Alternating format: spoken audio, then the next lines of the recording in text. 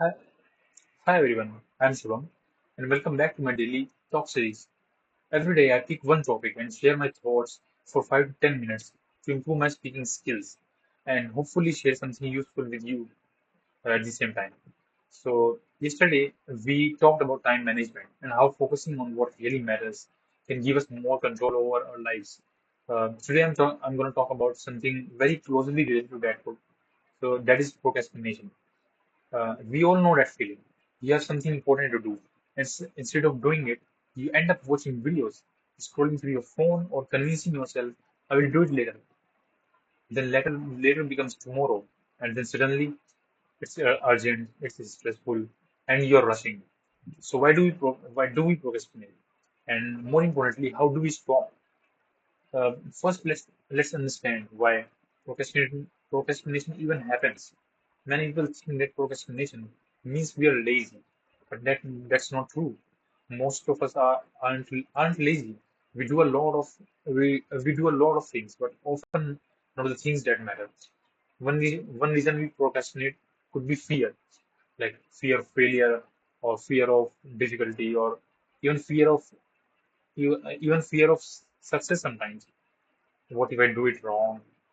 Oh, this task looks too big. I will deal with it later. Or what if I actually succeed? Then expectations will be higher. So those kinds of fear we have. That is why I think we procrastinate. Another reason could be instant gratification. Our brains are wired in such a way that it prefers to quick rewards. Watching a funny video or checking Instagram reels feels good now, whereas starting a difficult task feels uncomfortable. And here's the thing: procrastination is not about time; it's about emotions. We delay tasks not because we have no time, because we want to avoid the discomfort of starting. So I'll be honest, this was a huge problem for me, especially when I'm studying or working on something uh, longer term like projects. I would tell myself I will start in 10 minutes, and then 2 hours later, I was still on my phone or watching random YouTube videos. Deadlines became my main motivation, which meant I often worked in panic. That led to stress, mistakes, and late nights. And I realized I wasn't lacking ability. I was lacking control over my emotions and over my focus. So to beat that, I would share with you some techniques that you could use to avoid procrastination, or that you could use to beat procrastination. So I have, like, the first one is the 2 minute rule. If it takes 2 minutes to do a work, then do it immediately. Once you start, your brain gets into flow and keeps going. Then you could break big tasks into small ones. Procrastination thrives when tasks feel overwhelming. Instead of write an entire project report, I break it into steps like write outline, write its introduction, add charts, uh, so that way small steps feel manageable and give quick quick win quick wins. I cut my tongue. So the third rule could be you could remove distractions. It sounds so obvious, but it's so powerful. I keep my phone away or use apps that block distractions, distracting sites or distractions when I need focus. Even just putting my phone elsewhere makes a difference. Uh, then there is this Pomodoro technique. You would have heard about this. So, like, work for it says that you work for 25 minutes and then take a 5 minute break and then do it again and again and again. So that way it's easier to tell your brain, like, just 25 minutes. Then after 5 minutes, I will do it. I will do it. So it actually reduces resistance and keeps you fresh. Then you could Another technique would be that you could focus on the why of it, instead of the not just what.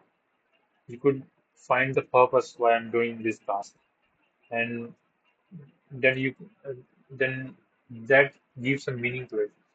So when I understand something, why something matters, it's easier to start. For example, studying for an exam feels boring, but thinking this will help me get into a better field, or get me a job, or get me a good grade. So that gives it meaning. And then another technique would be to be kind to yourself. Procrastination often brings guilt, and guilt makes it worse. Instead of beating myself up, uh, I now focus on restarting quickly. I tell myself, okay, I got distracted. So what? I will start again. That mindset shift helped me a lot. So when I started applying these techniques, something changed. My work got done earlier. I had more free time, and I felt less stressed. Instead of panicking at the last minute, I had space to breathe, review, and even relax. And honestly, that feeling of control, of not letting procrastination take over, rule my life, right? It's just amazing, because procrastination doesn't just steal time; it steals peace of mind too. Once you take action, even a small action, you will feel empowered. So that's my take on procrastination, and how I'm learning to overcome it. It's still in progress, but I still procrastinate sometimes. But now I recover faster. So yeah, that's that's for today. So if you struggle with procrastination too, then start small. Commit to just 2 minutes. Break tasks down, and remove distractions. Over time, you will see huge changes. So I think that's it. Thanks so much for listening to day 4 of this daily talk series. Tomorrow I will be back with another topic, and so stay tuned. If you have your own tips for beating procrastination, you could tell them in the comments. I would love to read them.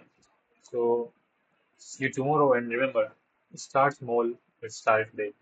Thank you so much for watching this video, and so yeah, until then, stop procrastinating. Bye.